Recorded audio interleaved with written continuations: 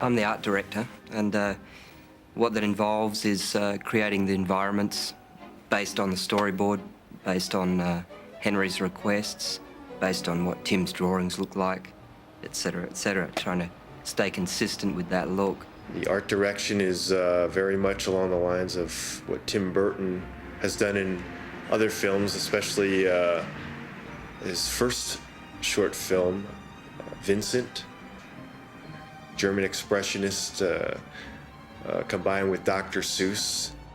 Halloween is very dark. Everything is lots of silhouettes and almost like a black and white movie, really trying to get that style. You go to Christmas Land, everything's bright, vivid color, lots of fast camera moves, trying to get real fun.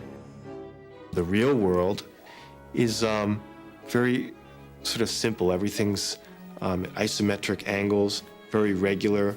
All the houses are variations on the same theme. The colors are more pastel. Start doing a lot of sketches, try and get a lot of choices together for Henry. And then Henry comes in and makes his buy, literally. We just pin up 5 or 6 of everything. He has a feeling about what he personally thinks works the best. We combine them, get it down to a couple of alternatives, and then all focus on that. It should be like opening a book, like a pop-up book, or finding an illustration in a storybook that feels like you could fall right into it. Even given that, we're trying to then twist that by putting in weird perspectives, different objects playing against each other in different ways. The art directors wanted to give the sets and characters a look that was reminiscent of the pen and ink illustrations of artists like Ronald Searle or Edward Gorey, with their elaborate textures and cross-hatching. We took sets and actually spread clay on them or plaster, and then scribed lines all over them to give it that sort of etched textural feel, so to make it look almost like a living illustration. Textures, also color. Tim was very specific about it. He said, your palette for this town is black, white, and orange, and we generate the necessary tools for the set people to maintain that look. From there, we do either a scale drawing, like a quarter scale drawing of the thing. That then goes straight to set design. Greg Olson will make a scale model based on our drawing, start to work out the camera angles, how much set is needed. Once the conceptual art is done, we have to somehow realize it in 3 dimensions: height, width, depth. This is known as a quarter scale mock-up. It is a model of the actual set that we're going to build. Obviously, we can't build it full scale at this point. We need something to start with. If this was an actual set, it would be 4 times as large, which means this would be about 24 feet long. For space considerations, we start with something small and simple. We also have to, at this point, decide how we want it to break apart, because it can't fit on one of our stages. So we build into it some specific breaks so that a piece like this could come out.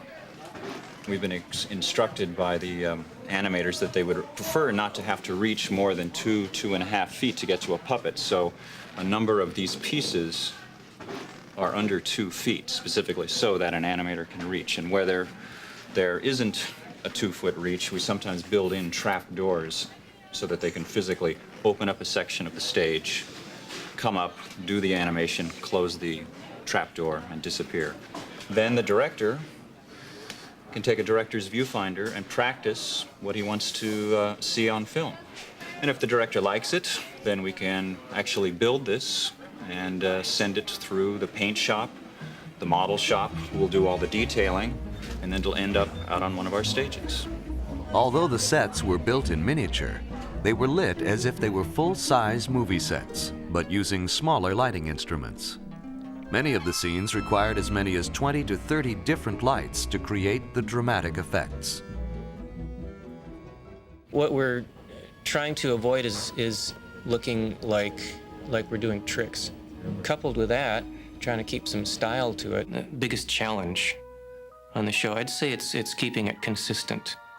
There's 8 camera crews, One of the things that we are pushing the barrier with is a lot of motion control camera moves.